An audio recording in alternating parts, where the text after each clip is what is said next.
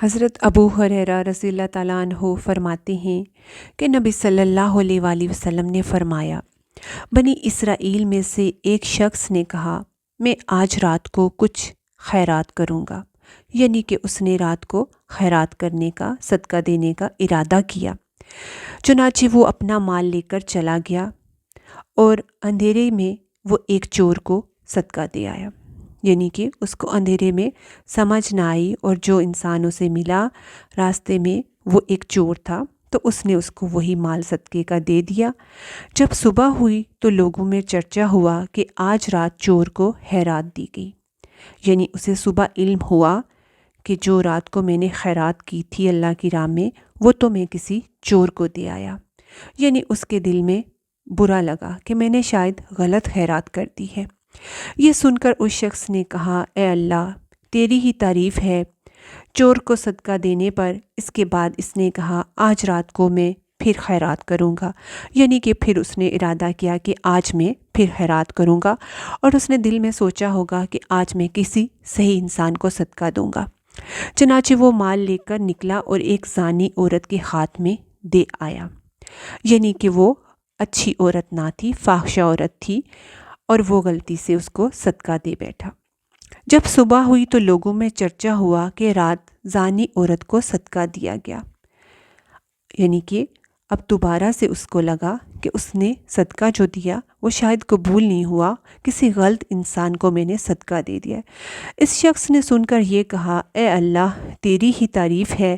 زانی عورت کو صدقہ دینے پر۔ اس کے بعد اس نے کہا، آج رات کو میں پھر خیرات کروں گا، یعنی اس کا دل مطمئن نہیں ہو رہا تھا کہ شاید میں کسی حقدار کو نہیں دے پا رہا تو وہ قبول نہیں ہوا ہوگا۔ چنانچہ وہ مال لے کر نکلا اور خوشحال شخص کے ہاتھ میں دے آیا، یعنی وہ کہ ایسا شخص تھا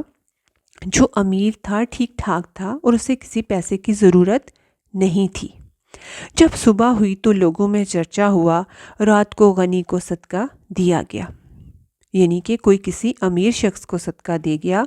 اور یہی سوچا گیا ہوگا کہ اس کا صدقہ نہیں لگا۔ اس شخص نے سنا تو کہا، اے اللہ، تیری ہی تعریف ہے چور کو صدقہ دینے پر، زانی کو صدقہ دینے پر، اور غنی کو صدقہ دینے پر۔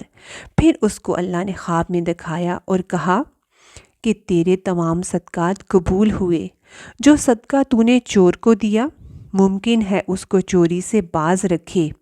یعنی کہ اس کو مال مل گیا اور ہو سکتا ہے کہ مجبوری کی وجہ سے وہ چوری کرتا ہو اور وہ چھوڑ دے اور وہ کوئی کام کر لے۔ اور جو صدقہ تو نے زانی کو دیا، ممکن ہے وہ اس کو زنا سے باز رکھے، یعنی کہ وہ فاحشہ عورت ہو سکتا ہے کہ ان پیسوں کی وجہ سے غلط کام نہ کرے اور اپنی ضرورت ان پیسوں سے پوری کر لے۔ اور جو صدقہ تو نے غنی کو دیا ہے، ممکن ہے وہ اس کے لیے نصیحت و عبرت کا سبب ہو، یعنی کہ وہ بھی سوچے کہ مجھے بھی خرچ کرنا چاہیے،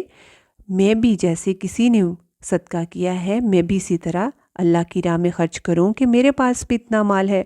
اور جو کچھ اس نے خدا کو دیا ہے وہ اس میں سے تاکہ وہ خرچ کرے۔ تو اس سے یہ ہمیں پتہ چلتا ہے کہ آپ کی نیت جو ہوتی ہے، آپ جو صدقہ کرتے ہو، وہ اللہ تعالیٰ کے ہاں قبولیت پاتا ہے۔ اور بھلے ہم غلطی سے کسی ایسے کو دے بیٹھیں کہ شاید وہ ہماری نظر میں حقدار نہ ہو، مگر اللہ تعالیٰ بہتر سمجھتا ہے، اس میں بھی ایک حکمت ہوتی ہے، اور اللہ تعالیٰ ہماری نیت کو دیکھتے ہوئے ہماری ہر جگہ دیے ہوئے صدقات کو قبول فرماتا ہے۔ ہماری نیت اللہ کے لیے خالص ہونی چاہیے۔